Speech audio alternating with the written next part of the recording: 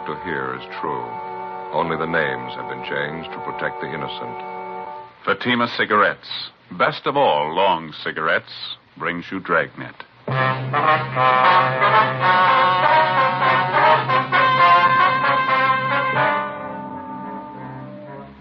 You're a detective sergeant. You're assigned to Juvenile Bureau. Dozens of petty theft cases are reported in one of the residential areas in your city. The victims, neighborhood businessmen. The suspects, teenage high school students. Your job? Stop them. More and more smokers, coast to coast, are saying this about king-size Fatima every day. They're different. Better. They are different.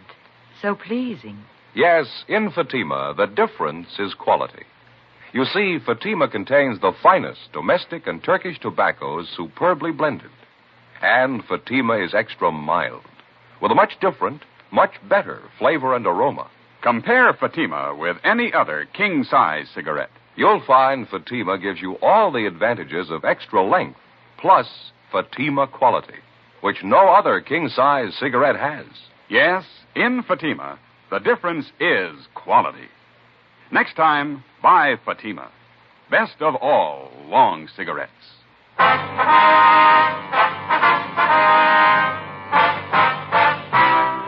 Dragnet, the documented drama of an actual crime. For the next 30 minutes, in cooperation with the Los Angeles Police Department, you will travel step by step on the side of the law through an actual case transcribed from official police files. From beginning to end, from crime to punishment, Dragnet is the story of your police force in action. It was Tuesday, February 4th. It was cloudy in Los Angeles. We were working a night watch out of Juvenile Bureau, assigned to University Division. My partner's Ben Romero. The boss is Inspector Bowling. My name's Friday. We were on the way out from the office, and it was 7:13 p.m. when we got to the corner of South Waverly and Chester Avenue. The grocery store. Guess that's him back there at the meat counter. Yeah. Come on. Looks like he's getting ready to close up. Yeah, I guess we just about made it in time, huh? Excuse me, sir?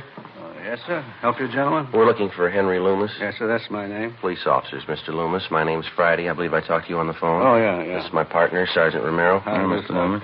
Wonder if you'd mind waiting a half a minute, officers. Just getting a little bookwork straightened out here. Today's receipts. Yes, I'll go right in. Won't take but a minute. Let's see here. 37, 45, 37. There we go. Ain't that lousy bookwork going to get a girl to come in and do it one of these days? Let's go up front here and talk. All right, sir, fine. Pull up a couple of stools there. Might as well be comfortable. Yes, thank you. Thank you. You talked to any of the other merchants in the neighborhood yet? No, sir, not yet. We'd like to find out what you have to tell us first. Well, it's one of those high school kids, I can tell you that. I'm sure of it. I don't want to sound like an old grouch, but this stealing's got to stop. You get quite a bit of business from the high school trade, do you? At the noon hour, and then just after school lets out. Usually have quite a bunch of them in here around those times. Mm-hmm. Do you especially cater to the high school crowd? I mean, do you serve lunch here or anything like that? No, I don't. I usually get the kids to take their lunch. They come in and buy soda water or milk to drink with their sandwiches. They seem like such a nice class of kids. I didn't think they were thieves. Well, how long has this stealing been going on, Mr. Loomis? I'd say about 10 days, 2 weeks. It's not very hard for them to get away with it. 15 or 20 kids crowd in here during noon hour. I'm usually busy up at the counter. It's no great trick for any one of them to make off with a couple of dollars worth of merchandise. You say this happens just about every day? Every day the kids are in here, yeah. I tried playing detective myself for a while, trying to catch the guilty ones. Didn't do much good. Mm-hmm. As long as this stealing's been going on, Mr. Loomis, has it ever amounted to more than just a few dollars worth of food every day? No, that's the funny part of it, Sergeant. When I check back on my inventories, it's always just about the same amount. A few cans of meat, vegetables, butter, a few loaves of bread. It's not so much the value of the stuff. I just don't like the idea of some kid making a fool out of me day after day. Has your cash register ever been tampered with, you know? I mean, any money stolen? No, sir, that's another thing I can't understand. If a kid's going to turn thief, you'd think he'd go after the cash. Whoever's doing it, they've never tried anything like that here. Well, how about some of the other merchants in the neighborhood, sir? You mentioned on the phone there were a couple of others having the same trouble that you are. Yes, sir. There's George Bopey. He's the newspaper distributor, and there's Collins. He's got the grocery place up the street. You can talk to them. I gave you their addresses on the phone, didn't I? Yes, sir, you did. Just one more thing, Mr. Loomis, about this crowd of high school boys that hang around here. Any of them in particular you might suspect? As a matter of fact, there is. I certainly can't prove anything, but I just have a feeling about it. I don't like the boy. Just one boy, sir? Yes, sir, there may be more than one that's guilty, but this young fellow I'm pretty sure of. What's his name? I hear the kids call him Harry, red-haired boy, curly red hair, tall, a few freckles. Won't be hard to get his last name if we need it. Mm-hmm. Is there anything else you can think of that we ought to know? You go up the street and talk to the other two men, Sergeant, George Brophy and Collins. They might have something more for you. I think I've told you about everything. All right, Mr. Loomis. I've got your home phone here. If we want to contact you later tonight, I'll call you there. Is that all right? Perfectly all right. Here's our card, sir. You can call us at that number there anytime. All right, thank you. What do you think's behind the whole thing, Sergeant, this cheap stealing, nickel and dime stuff? I don't know, sir. We'll try and find out for you. Just doesn't make sense stealing like that day after day. You'd think even a kid would know that you can't go on stealing forever. Yes, sir. A lot of them give it a try. From the very start, the whole pattern of the case and the thief's method of operation made little or no sense at all. The thefts had been going on for more than 2 weeks, and they'd all taken place in a 12-square block area. In each of the 24 cases reported to us, not one of the thefts had been for more than $5, either in cash or merchandise. The thief's scene of operation included 2 grocery stores, a drugstore, coin boxes attached to the newsstands in the neighborhood, and a 5 and 10 cent variety store. With one exception, all of the cases involved theft of merchandise only. The breaking open of coin boxes attached to newsstands was the single instance in which money was taken. The total sum was less than $3.50. 7:40 p.m. Ben and I left the grocery store and went up the street to the home of George Brophy. He was the neighborhood newspaper distributor who operated the coin box newsstands which had been broken into. Well, I think you can just about count on it, Sergeant. It's one of the kids in the neighborhood doing all this. Either that or a couple of them are working together. What makes you so sure about it, Mr. Brophy? Well, for one thing, we got more than our share of kids out this way. A lot of them are from poor families, underprivileged, you might say. Mm-hmm. I guess they figure it's one way of picking up extra spending money. I got nothing against the kids myself. A few nickels they get out of those boxes, I wouldn't prosecute them for that. Well, sir, that's not exactly it. The point is they're stealing. If they get away with this small-time stuff, they might figure they're ripe for something bigger. Probably be the best thing in the world for them if we can stop them now and set them on the right track, don't you think? Yeah. Put in with you there, Sergeant. I don't know how much I can help you, though. Do you have any idea at all who it might be that's breaking into the coin boxes? Well, like I say, I have nothing against any kid myself, but there is one of them around the neighborhood I've been a little suspicious about, a red-headed kid. What's he look like, you know? Red hair, freckle face, kind of tall and gangly, typical high school kid. Old Loomis down at the grocery store, he's been a little leery about the same kid, too. Well, why do you single out this red-haired boy, Mr. Brophy? Well, he... Oh, excuse me, I better grab Right it. ahead. Yes. Hello. Oh, yeah, Maggie, hi. 4 of them. When are they born? Is that right? All right.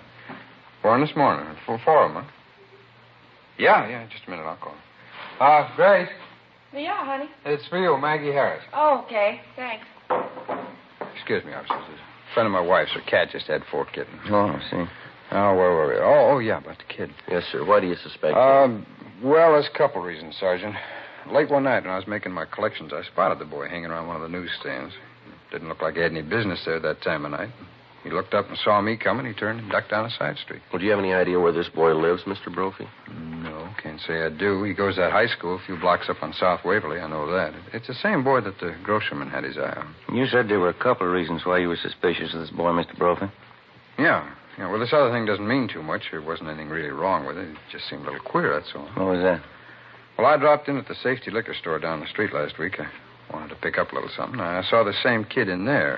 He was asking Benny, the guy who runs the place, if he'd sell him a fifth of bourbon. I heard the kid saying it was supposed to be for his father. His father was sick and couldn't come in. Of course, Benny turned him down. He wouldn't sell it to the kid. And that was the extent of it, huh? Yeah, that's all. Wasn't anything wrong with it. Kid didn't insist. But I thought it was just a little out of line sending a kid after liquor. Well, it's about the size of it. How about some of the other merchants in the neighborhood who have been bothered with these petty thefts? Do you know if any of them are suspicious of this boy? No, I wouldn't know that. Henry Loomis down at the store is about the only one I know of. Well, thanks very much, Mr. Brophy. If anything else comes up, you can get us at the number on this card here. Oh, okay, Sergeant. Fine. If I can help at all to clear this thing up, I'd be glad to do it. Well, we'll probably be checking back with you, and thanks again, sir. Sure is funny, the whole thing. I get a big laugh out of it. Sir? Oh, I mean the friend of my wife's called up, Maggie Harris. Cat had 4 kittens, like I told you. Uh-huh. Sure got a big laugh out of that. I kept telling her. She wouldn't believe me. What's that, sir? Well, she thought the cat was a male.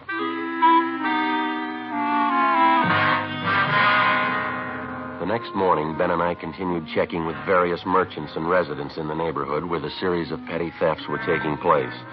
We located and questioned one more shopkeeper who was suspicious of the tall, red-haired boy known as Harry. That afternoon, we went to the high school on South Waverly Avenue to check on him. From his first name and his description, he was identified by the boy's vice principal as Harry Thomas Dunbar. He was 18 years old and a sophomore with an average scholastic record. We were told that Dunbar had left the grounds about half an hour before with the high school's basketball team. The group was headed for one of the local sports pavilions where the team had one of its more important games scheduled for that afternoon. Harry Dunbar was in charge of selling the printed programs for the game. Ben and I drove out to the sports pavilion and checked with one of the boys collecting tickets at the door. He told us we'd find Harry Dunbar inside at the program stand. These high school kids sure take their basketball seriously, don't they? Yeah, big turnout, sounds like. We're going to be lucky if we can find that boy in this crowd. Yeah. You see him anywhere? No. Which side is the program stand supposed to be on? Well, there's a lot of them along and through here on both sides. Guess we better start checking them out. Yeah.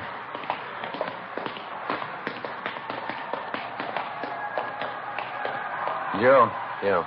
That stand back there on the left, you see? Red-headed kid? Yeah, let's check him. Okay. Programs, dime. Complete programs for the game, 10 cents. Excuse me, son. Program, mister? Your name, Harry Dunbar? Yeah, that's right. We're police officers, Harry. We'd like to talk to you for a few minutes, if it's all right. Oh. Well, I can't talk to you now. I'm pretty busy selling these programs here. Then suppose we wait a few minutes, son. See, you only have a few left there to sell. No, it wouldn't do any good waiting. When I sell these, I got something else to do. It's only going to take a few minutes of your time, Harry. We won't keep you long. What is it, officer? What do you want to talk to me about? Just have a few questions for you, son, that's all. Can you step out in the lobby with us for just a minute? What's it all about? I'd like to know. We'd just as soon not talk about it out here. Oh, all right. We can go up this ramp here. All right. There's a hallway back here. Runs underneath the stands, won't be so noisy. Fine, we won't keep you long. Just a few routine questions. This ought to do okay. What is it you want to know about? Do you know a Mr. Loomis? Harry runs a grocery store near the high school. Yeah, old man Loomis. I go down to his store and eat lunch sometimes. Why? How about a Mr. Collins? He runs another store near the high school. Yeah, I know the place. Sometimes I go there, too. A bunch of the kids hang around there during lunchtime. We've had quite a few complaints from Collins and Loomis, some of the other stores in the neighborhood, too. We're checking on some of them. Thought maybe you could help us out, Harry. No, I couldn't help you any.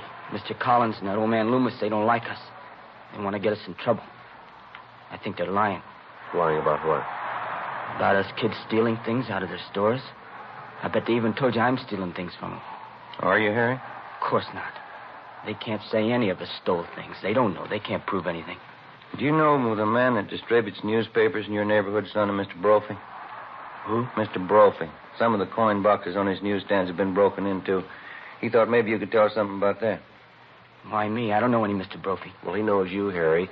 He saw you hanging around one of the newsstands one night, and there's something else. He saw you trying to buy a bottle of liquor in the neighborhood. Is that right? We've had 3 or 4 reports on you, son. What do you say? You want to tell us about it?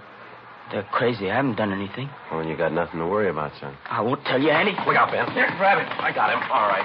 Hold it up, son. Let me go. Let me go. Take it easy, young fellow. I haven't done anything. I haven't. Now, let me go, please. I haven't done anything. Why'd you try to run away? I have to get home. I got to get home right away. All right, son. We'll take you there. No, you can't go with me. I have to go alone. Afraid we're going to have to hold on to you, Harry. Either we take you home or we take you downtown. Which is it? I tried to tell him I couldn't do everything. I tried, but it didn't work out. I can't do everything. What do you mean, son? Take me home. I'll let them tell you.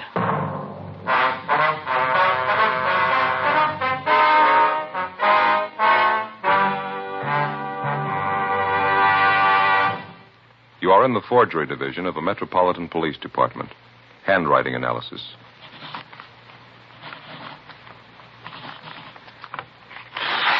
All right. Now write the alphabet in lowercase, please.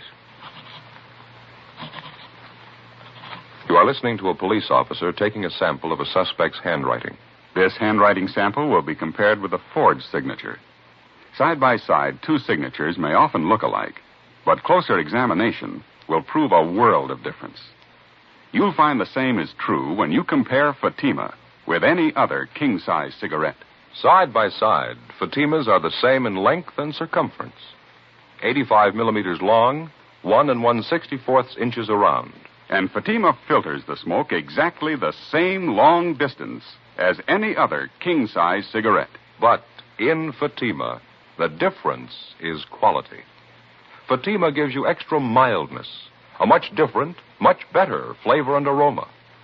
Remember, Fatima has all the advantages of extra length, plus Fatima quality, which no other king-size cigarette has. So insist on the best.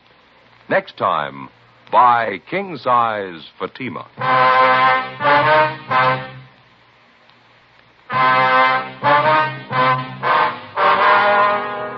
Wednesday, February 5th, 4:15 p.m.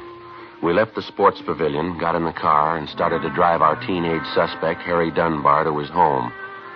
On the way, we questioned him about the series of petty thefts which had been going on in his neighborhood. We asked him about stealing merchandise from the grocery store run by Mr. Loomis. He admitted he was responsible. He said he'd been stealing things from the store for more than a month. We asked the boy about the petty thefts from the grocery store operated by Mr. Collins. Again, he told us he was responsible. He also admitted stealing from the neighborhood drugstore and the variety store, in addition to breaking into the coin boxes on the self-service newsstands. In each instance, he described his method of operation. He estimated that over a period of some 4.5 weeks, he'd stolen approximately $50 in merchandise and about $5 in cash. We asked him why. He refused to answer. You must have had a reason for doing all this, Harry. Why don't you tell us? We're going to find out sooner or later. Sorry, officer. Just next turn to your left. Okay. What's the matter, son? You afraid of what your folks are going to say? No, that's not it. I never stole anything in my life till this time. When I started in, I didn't think of it as stealing. Something I had to do, that's all. I couldn't help it. That doesn't make much sense, Harry. What do you mean you couldn't help it? It's the truth. You gotta believe me, there wasn't anything else I could do. Well, what was it then? Was somebody forcing you to steal? No. Can't you just believe me? It's something I had to do. Sergeant, can't you let me off here? I'll walk home the rest of the way. I promise you I'll come in and see you tomorrow, huh? Well, you know we couldn't do that, son. You've already admitted stealing from 6 stores in the neighborhood, breaking into those coin boxes. It's going to have to be straightened out one way or the other. But I can pay him back for what I took. I got a job. I'll pay back every one of them. I believe you, son, but there's still a lot of explaining that's going to have to be done. This is the 1500 block, Harry. Want to point out your house for us? Son? Can't we fix it up some other way? We don't have to go to my house, do we? The sooner you face it, the better. Now, how about it? Keep on going. It's way down the end of the block there. Well, now, which is it, son? There's no houses beyond this. It's just that shack down there. That's my house. Okay, Harry.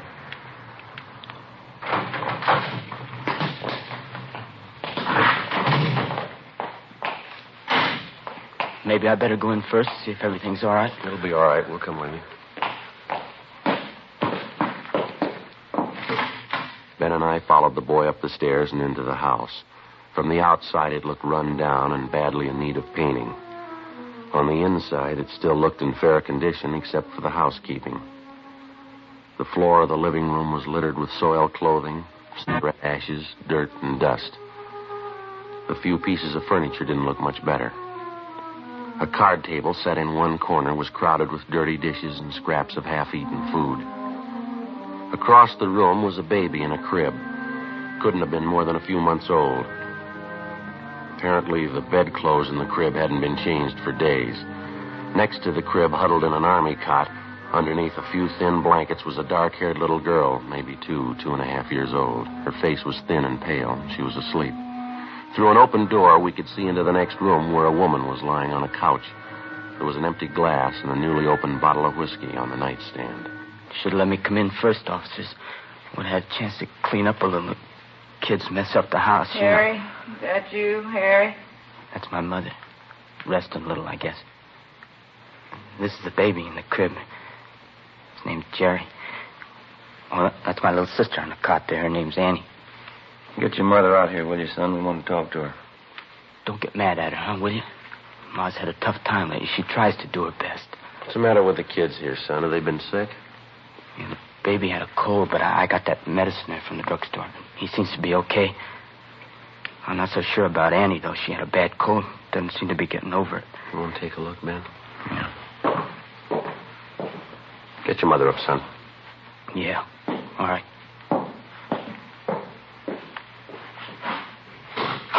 Hey, Ma. Ma, get up, will you? What is it? Who'd you bring home with you? A couple of policemen. They won't talk to you. What'd you bring them in for? Close the door there. I have to fix up a little. My mother will be right out, officer. All right, son. Joe? Yeah. We better get to a phone right away. It looks pretty bad. What is it? Baby needs a doctor. A little girl here. I hope she does, too. What? I'm not sure she's alive. An ambulance was called immediately, and Harry Dunbar's 2-year-old sister Annie and his baby brother were both rushed to the general hospital. The mother, identified as Mrs. Florence Dunbar, was taken downtown and booked at the main jail on a drunk charge. 6:45 p.m. We took the boy, Harry Dunbar, over to Ben's house. We put in a call to the general hospital to check on his little sister Annie and his infant brother. They told us both the children were suffering from malnutrition. The little girl, Annie, had double pneumonia. Miraculously, the baby seemed to have been spared. He was sick, but his condition wasn't considered serious. After Ben's wife fed him dinner, 18-year-old Harry Dunbar sat down and told us the story. 3 months before, his father had deserted the family. His mother had made a pretense at supporting Harry and the 2 babies and then gave it up in favor of drinking. The whole burden of keeping the family alive was piled on the youngster's shoulders. Besides school, he had 3 odd jobs that he worked at to earn enough money to pay the rent, the gas and light bill, food, and general necessities. It wasn't enough, so he had to take to stealing. His mother wouldn't work, but at the same time, she wouldn't let the boy apply for charity. He slept at Ben's house that night, and the next morning at Juvenile Bureau, he gave us the rest of the story. I guess it got too much for me. I don't know. I could sneak the food and medicine from the stores, all right, but couldn't seem to get enough money together. The rent bill and all that. Kids needed clothes, too. Well, why wouldn't your mother let you apply for help, son? Some of the local charities. Well, Ma'd never go for that, officer. She'd get mad when I talked about it. Said she had too much pride to take charity. Mm-hmm. Did your mother know that you were stealing the food and medicine that you used to bring home? I don't know. Guess so. Wouldn't be so mad at her, but every time I got some money together to pay bills, she wanted me to buy whiskey for her. She begged so much I couldn't say no. We're having your mother brought over from the main jail, Harry. We'd like to find out if we can't locate your father. You want to check outside, Ben? See if they brought Miss Dunbar over yet? Yeah, okay. Thank you. How about the kids, Officer? Annie and the baby? How they doing? Well, I checked the hospital, Harry. The doctor's going to call us as soon as he can. I should have known better. Poor little kids. I could take care of myself, but they had to depend on her. She'd only stopped drinking. Go right in, Mrs. Dunbar. Harry, you all right, son? What have they been doing to you? I'm all right, Ma. No, don't hang on me like that. I was worried about you, Harry, you and the kids. I'm sorry they got sick. I didn't know. It's just bad luck, Harry. We got to stick together, you and me. There's a chair here, Ma. Sit down. Huh? Hey, Joe. Yeah? Hospital call. They took the message outside. Here you are. Well, thank you. The hospital, officer? About Annie and the baby? Yeah, that's right, son. About your little sister, Annie. What about her? What'd the doctor say? Well, it's not good, Harry. The doctor called and said Annie had pneumonia. Pneumonia. She'll be all right, though, huh? To take care of her? Well, it's not that way, son. I mean, the doctor said... Oh, look, you tell him, will you, Joe? Well, what is it? What about Annie? We got a right to know. She's my little girl. Sergeant, you can tell me. You want to sit down, Harry? Yes, sir? Annie died 10 minutes ago. The doctors tried. They couldn't help.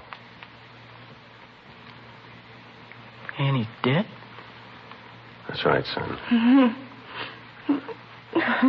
She's only a little kid. She's only 2 years old. Harry. Harry, son. Poor little Annie. Why did it have to be her, my own little girl? My own little Annie. Be good to me, son. I don't know how I can stand it. My own little girl, Annie. Go outside, Ma. Go outside. No, Harry. I need you. I need you more than ever, son. Be good to me. We have to stick together now. We gotta love one another. All right, Miss Dunbar. No. I need Harry. He's all I got. Aren't you, son? It's so hard sometimes. Everything's against us. Lord only knows I've tried.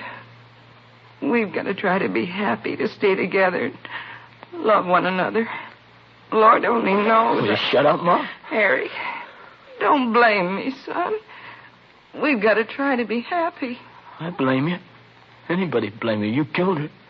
Poor little kid. You killed Annie. Harry, don't say it. Don't say it. I will say it, Ma. You did it. The whole terrible thing. Annie's dead. You did it. Don't you know what I mean? Don't, son. Don't hurt me. All right, Harry. Now take it easy.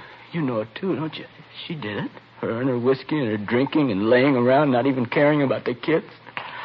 I tried to tell you, Ma. It's the least you could have done. Take care of the kids. See they're all right. You had to drink. You wouldn't work. You had to lay around. Don't you understand? I couldn't do it all. I tried. I couldn't do it all. You had to go on drinking and lay there and let watch Annie die. Please, son, don't say that. We gotta love each other. I wouldn't hurt Annie. You know your mother never do that. You're not my mother. You're not anybody's mother. You don't know what you're saying. Harry, I'm your mother. Lord knows I've tried to be a good mother. You don't mean what you're saying. Goodbye, Ma. I hope I never have to see you again. Harry, please, don't go. Ben, you better go get her. Yeah.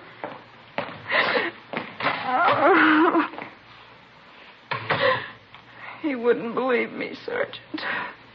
Lord knows I've tried. It's not easy, a husband deserting you the way Charlie did. 3 kids on your hands. What could I do? Yes, ma'am. Harry ought to understand. I tried. Lord knows it's the best anybody can do. Just try and hope for the best. Yes, ma'am. I've only got one question. Yes? How hard did you try?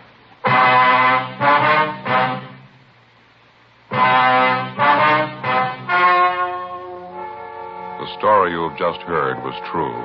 Only the names were changed to protect the innocent. On April 23rd, trial was held in Municipal Court, City and County of Los Angeles, State of California. In a moment, the results of that trial. Now, here is our star, Jack Webb. Thank you. Friends, I have here a pack of Fatimas. Inside, of course, 20 king-size Fatima cigarettes. Now, Fatimas are the same length and circumference as other king-size cigarettes, and Fatima filters the smoke the same long distance. But only inside this golden yellow package do you get Fatima quality. That's right. Fatima gives you all the advantages of extra length plus Fatima quality, which no other king-size cigarette has. Next time, buy Fatima.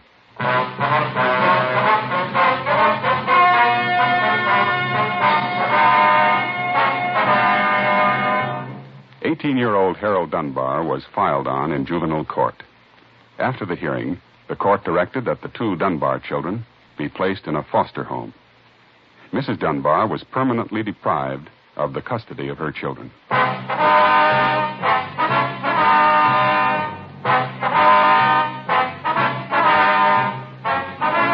You have just heard Dragnet, a series of authentic cases from official files. Technical advice comes from the Office of Chief of Police W.H. Parker, Los Angeles Police Department. Fatima Cigarettes, best of all long cigarettes, has brought you Dragnet, transcribed from Los Angeles.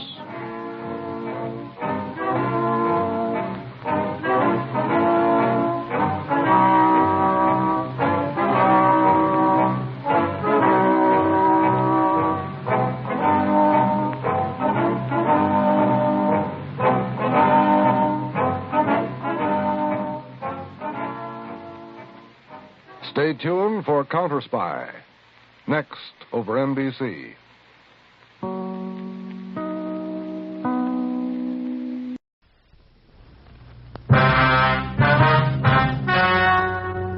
The story you are about to hear is true.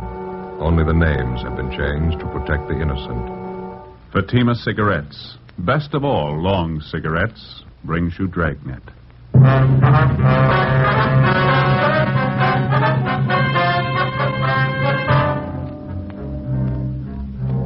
You're a detective sergeant. You're assigned to homicide detail. A well-known businessman in your city disappears suddenly from his home. He's seen driving away from the house in the company of two unidentified men. There's no explanation for it. Your job? Find him. How does Fatima compare with other king-size cigarettes? Fatimas are the same length and circumference, 85 millimeters long, 1 1/64 inches around. And Fatima filters the smoke exactly the same long distance as any other king-size cigarette. Tell me then, how is Fatima different from other king-size cigarettes? In Fatima, the difference is quality. Fatima gives you extra mildness, a much different, much better flavor and aroma. Remember, Fatima has all the advantages of extra length plus Fatima quality, which no other king-size cigarette has. So, insist on the best. Smoke king-size Fatima. Best of all long cigarettes.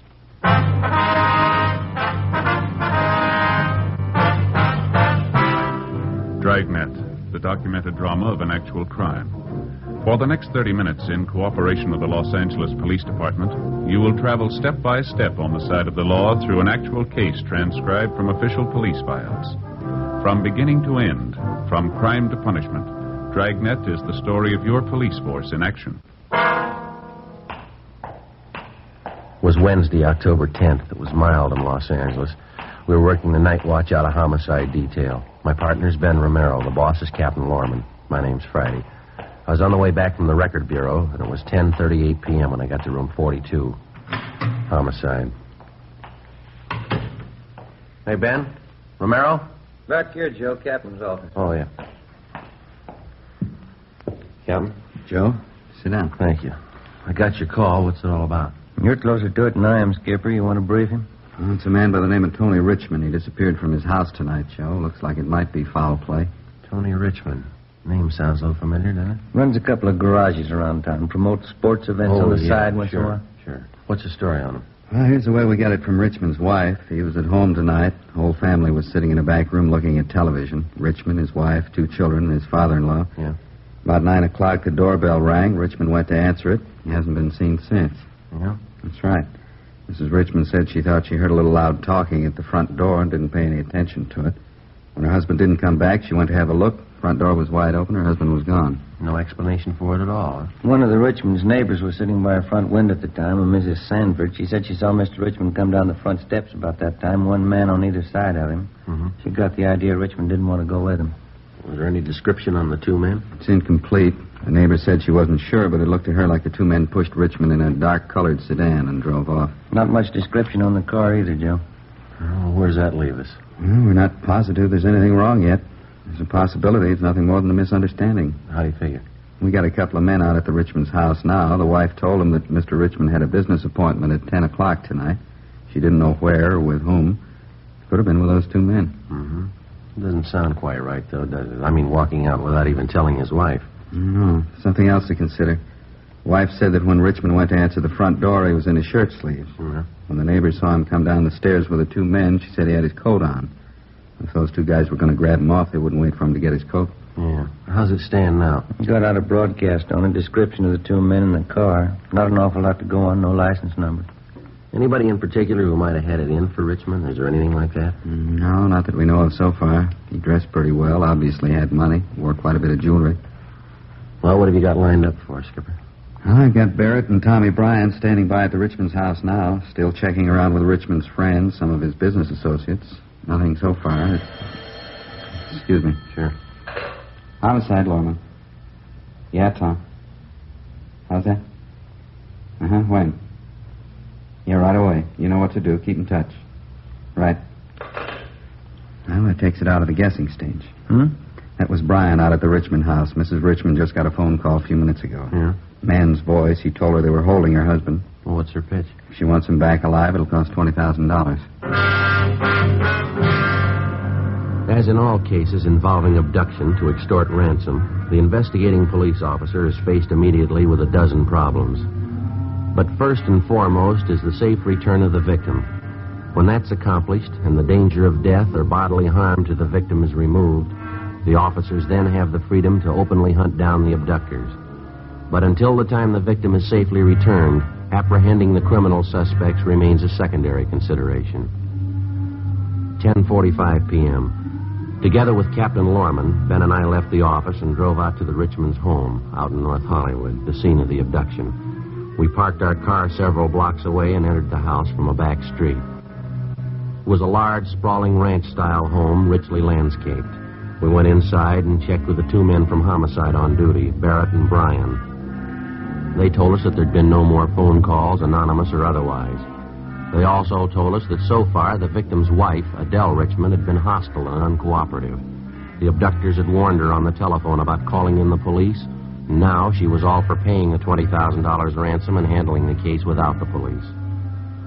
While Ben, Tommy, Bryan, and Barrett rechecked the neighborhood for other possible witnesses to the abduction, Captain Lorman and I went inside and met the victim's wife and the victim's father-in-law, Fred Wellman.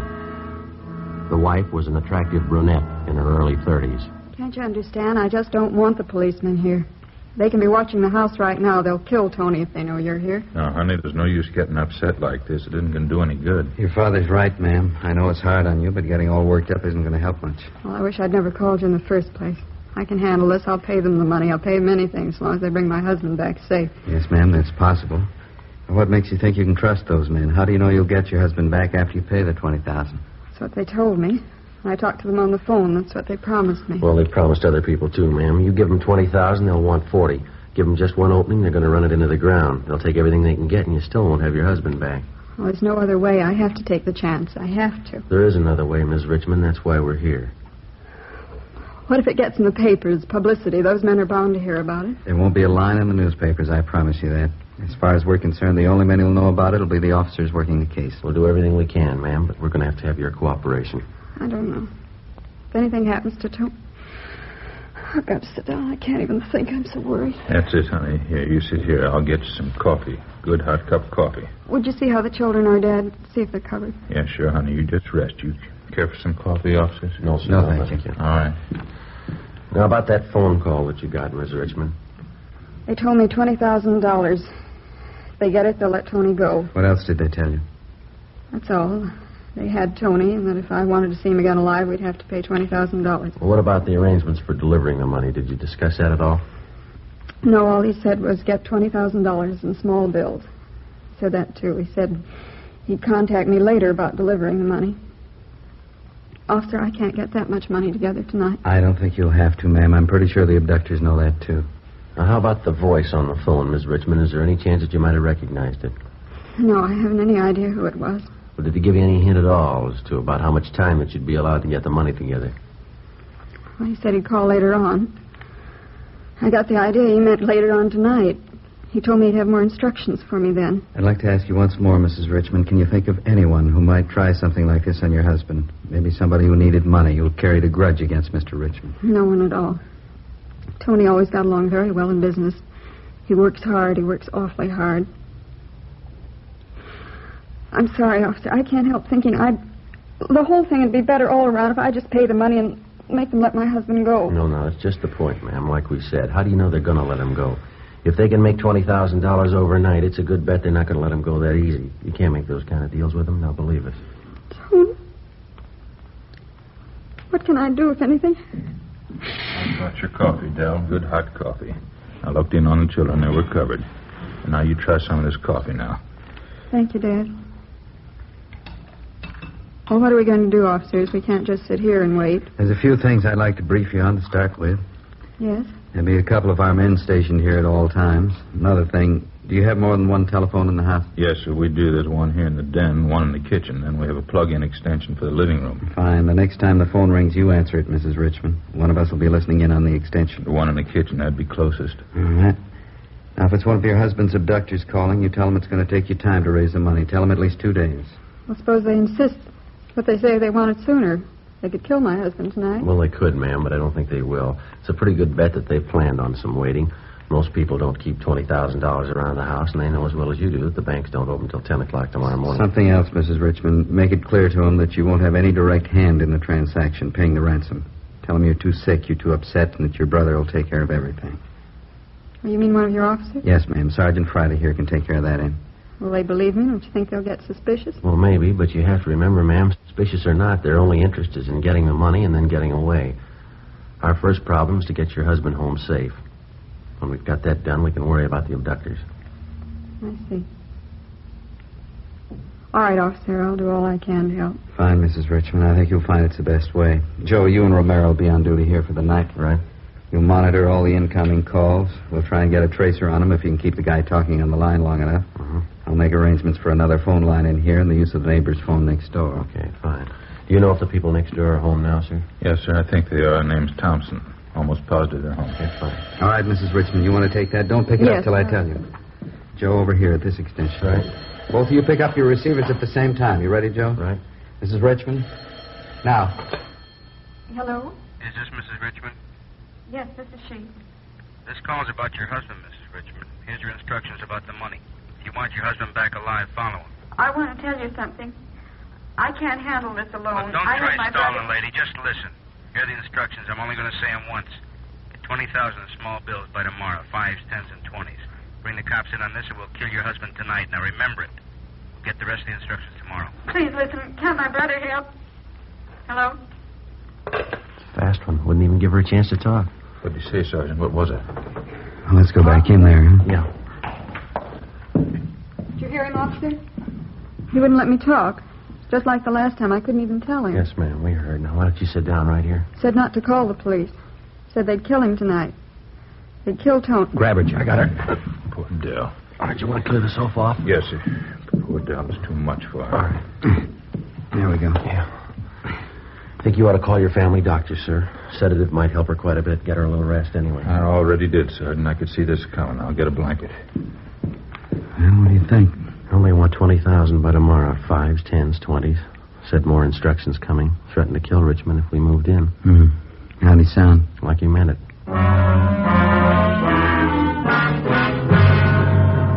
12:35 a.m. Captain Lorman and I remained by the phone. The family doctor arrived, gave Mrs. Richmond a sedative, and she lay down for a rest in her room. Barrett, Tom, Bryan, and Ben came back to the house just before 1 a.m. They had a few more details on the description of the car used by the abductors, which they'd gotten from residents in the neighborhood. The information was relayed to communications, and a supplementary broadcast and an APB were gotten out. Ben and I stood watch at the house for the rest of the night, but there were no more calls. In the early morning, stakeouts were set up at the victim's place of business and also at the banks where he maintained his accounts and safety deposit boxes. That night, Ben and I still were at the Richmond place, standing by at the phone. There'd been no contact from the abductors during the day. We waited. Midnight. 3 a.m. 6 a.m. No word. Another day passed. And then another. Still no contact. No trace of Mr. Richmond or his abductors. Saturday, October 13th, hope for the victim began to fade. Ben and I stayed on at the Richmond house. Say, could I get you officers something to eat, maybe? A nice piece of cold beef in the icebox. Could make you a sandwich. No, thank you. Just the same. How's Mrs. Richmond tonight, sir? Is she feeling any better? My daughter, no better. She took a couple of pills the doctor gave her, trying to get a few winks of sleep, poor girl. Well, there's no use you sitting up with us, sir, if you'd like to get a little sleep yourself. No, I'd just soon sit up. Couldn't sleep anyway. Yeah, don't suppose either of you'd care for a little nip. Huh? No, thanks. No, thanks. Guess you wouldn't mind if I had one myself. Seems lately that's the only thing that relaxes me. Go right ahead. When you get to be my age, a little bit helps now and then. Oh, there's some new magazines on the table there. Might help to pass the time for you. Thank you, sir. 3 days now. Not even a word about Tony. What do you really think, officers? Well, it's pretty hard to tell, Mr. Wellman. We're doing everything possible to find your son-in-law. There's not much to go on so far. Funny thing about Tony. Young fella, ambitious. Look what happens. Yes, sir. Wouldn't mind if I turn on the radio here, would you? I'll keep it low. No, sir. Go right ahead, sir. Yeah, it's a funny thing about Tony. The day he married my daughter, I knew he was going to make it. Bright fella, Tony. Sure been good to me. That's so? Sure thing. Took me in right after the wife died. I was out of work at the time. Been with him ever since. Attend the garden, kind of clean up things. Tony's always been real good to me. No in-law trouble, nothing like that. And look what happens. Young fella starts with almost nothing. Builds a good business, family, nice home. Just look what happens. Oh, there's no need to give up yet, sir. There's a good chance he's still all right. I don't know. I guess I just got a feeling about it. How do you mean?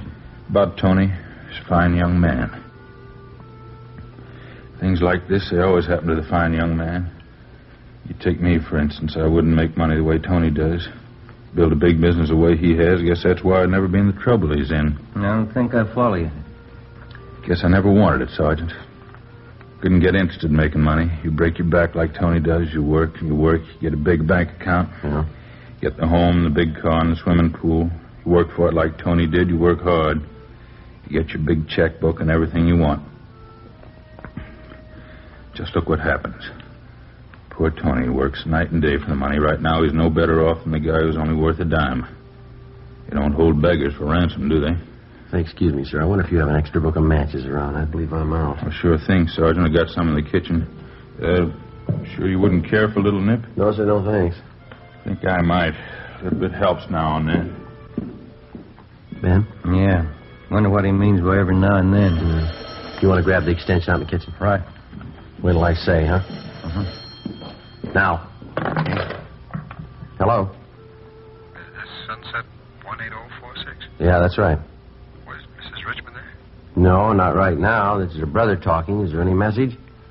I want to talk to Mrs. Richmond. Well, she's not here. You got a message for her? Would you say this is? Well, this is her brother talking. If you'd like to leave a message for Mrs. Richmond, I'll see. This isn't her brother talking. I know his voice. Who is this? Well, maybe you can tell me who you are. This is Tony Richmond. Where's my wife? Richmond, where are you? Who is this? Where are you? I got away from her. Way out in the valley. A dairy range near Sepulveda. Are you a cop? Where can we find you? About a mile from Telegraph Avenue in Sepulveda. A road in the middle of a dairy farm. If you're cops, you drive out with the red light on and honk the horn. How soon can we meet you? A half hour. You get out of your car and stand right in front of the headlights. I'll be watching you. I want to get a good look at you. All right, half an hour. Something else. I got hold of a gun. Yeah? And if you're not cops, I'll know what to do.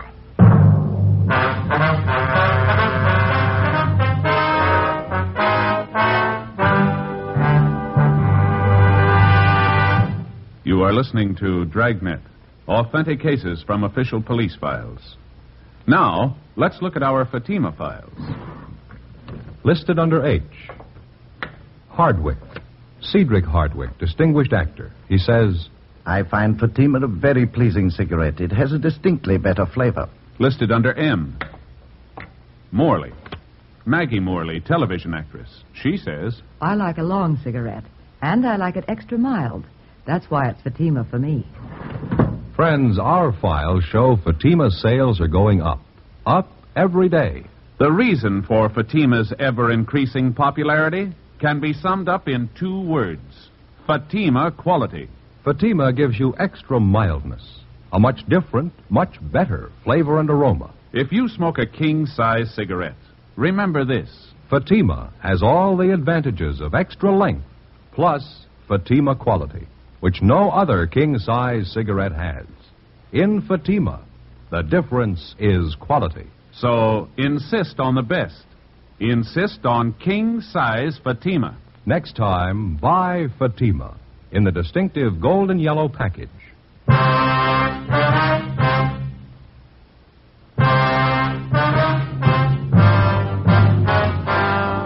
1:30 a.m. After we got the call from the man who identified himself as the victim of the abduction, Tony Richmond, we put in a call for Captain Lorman. We told him about the phone call from the victim, his request for us to pick him up, and also about the conditions he stipulated that we follow.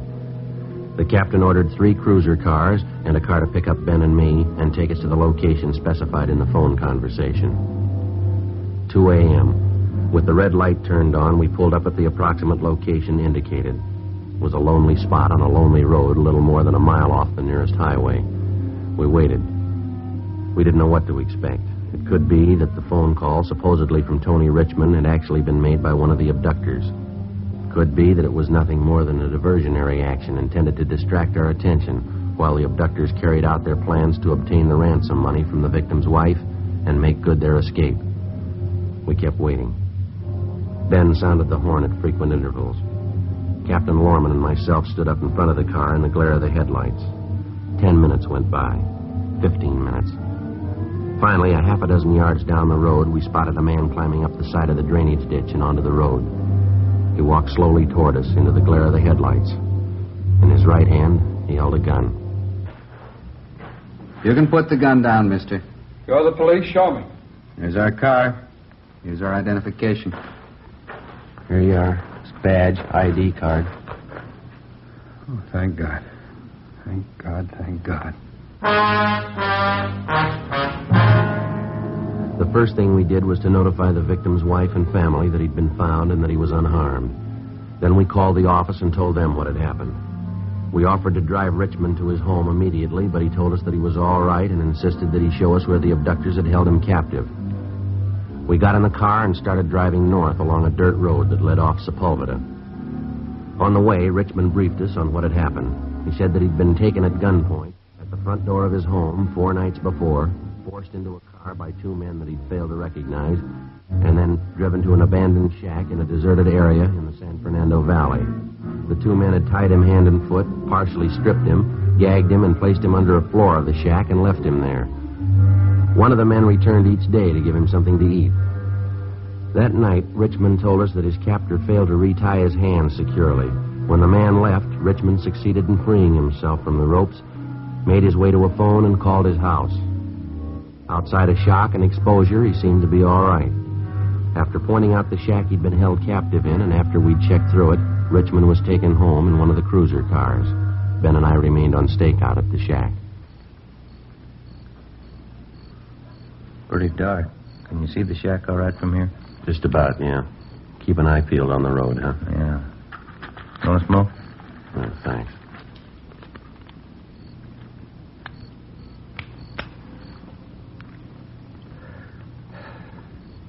We waited. Nothing happened. 3 a.m. 3:30. No sign of the suspects. 4:30. 5 a.m. 5:12 a.m. Ben spotted the headlights of a car at least a mile down the road. We watched them come toward us. When it got close enough, we saw it was a dark-colored late-model sedan. It fitted the description of the abductor's car perfectly. It swung off the dirt road and pulled to a stop near the shack. 1 man got out.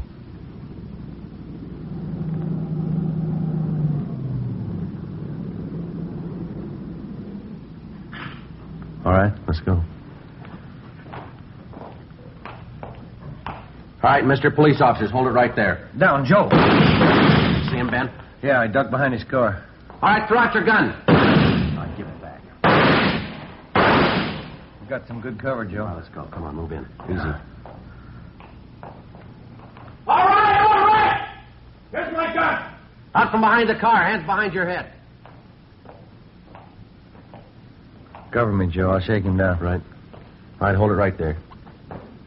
Okay, Joe. He's clean. All right, hands behind you. Sure like to play it safe, don't you? Handcuffs? They work pretty good, mister. Much better than rope. We called the office. A relief team came out to replace us on stakeout, and we took the suspect downtown to the interrogation room. He was checked through R&I and identified as Gerald Adams, a one-time loser. Together with Barrett and Bryan, we questioned the suspect. For 3 hours, he refused to admit that he had any part in the abduction of Tony Richmond. We gave up for the time being, took him to the main jail where he was booked on suspicion of kidnapping. A little after 11 a.m., Gerald Adams' partner showed up out at the shack in the valley. He was taken into custody. He was brought downtown, confronted with the evidence against him, and he gave us a full statement admitting his guilt. Late that afternoon, we went back to the main jail, signed out Adams for investigation, and brought him back to the interrogation room.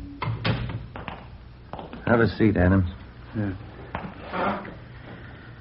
Okay, what is it this time? Same as before, Adams. What do you say? You going to tell us about it? I told you my story this morning, mister. You got it all.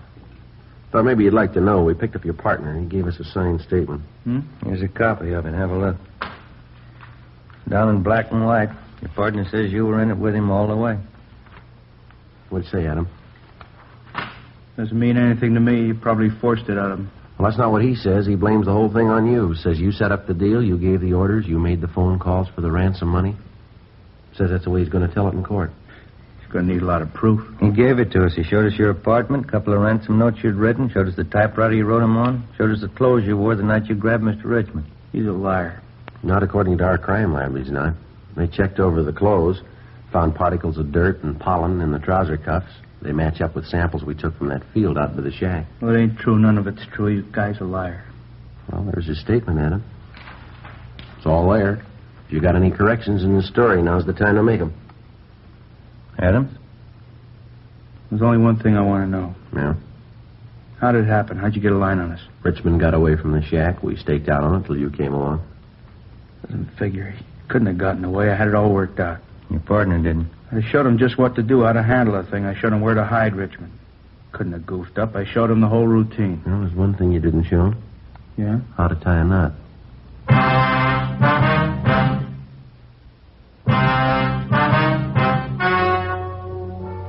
The story you have just heard was true. Only the names were changed to protect the innocent. On December 18th, trial was held in Superior Court, Department 87, City and County of Los Angeles, State of California. In a moment, the results of that trial.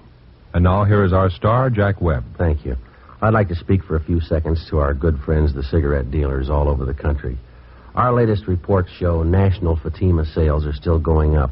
Every day of the week, more and more smokers are enjoying king-size Fatima. Now, as a result, every so often we receive letters from listeners telling us that their dealer is out of Fatimas. So I'd like to suggest this. You can do yourself and your customers a big favor by making sure you always have enough Fatimas to meet the ever-increasing demand. Put them out on the counter and watch how your customers go for Fatima quality. Fatima. Best of all, long cigarettes. Thank you.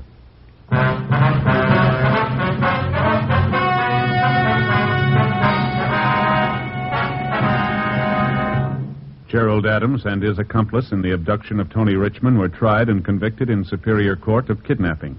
The state penal code stipulates that kidnapping for the purpose of extorting money is punishable either by death or by imprisonment in the state penitentiary from 25 years to life.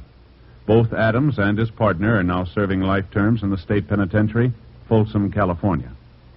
Ladies and gentlemen, one of the first contributions to the special $5 million Red Cross flood relief appeal was $2.07 in pennies and nickels from two 9-year-old playmates in Kansas City, Missouri. Stepping up to the reception desk in the Kansas City Red Cross chapter, the pair proudly offered their earnings gained from touring neighborhood streets, reciting, and singing nursery rhymes. The money the Red Cross provides for rebuilding a house or refurnishing it, or for helping a family find the means to help itself, will be given outright, not lent. These were the words of President Truman in asking the American public to contribute at least $5 million to the Red Cross to aid the disaster-stricken people of Kansas, Missouri, Oklahoma, and Illinois. Won't you help through your local Red Cross chapter?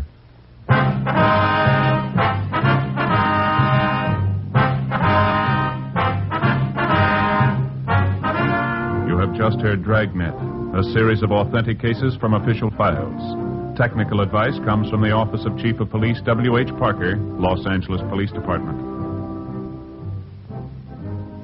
Fatima Cigarettes, best of all long cigarettes, has brought you Dragnet, transcribed from Los Angeles. Stay tuned for Counterspy next over NBC.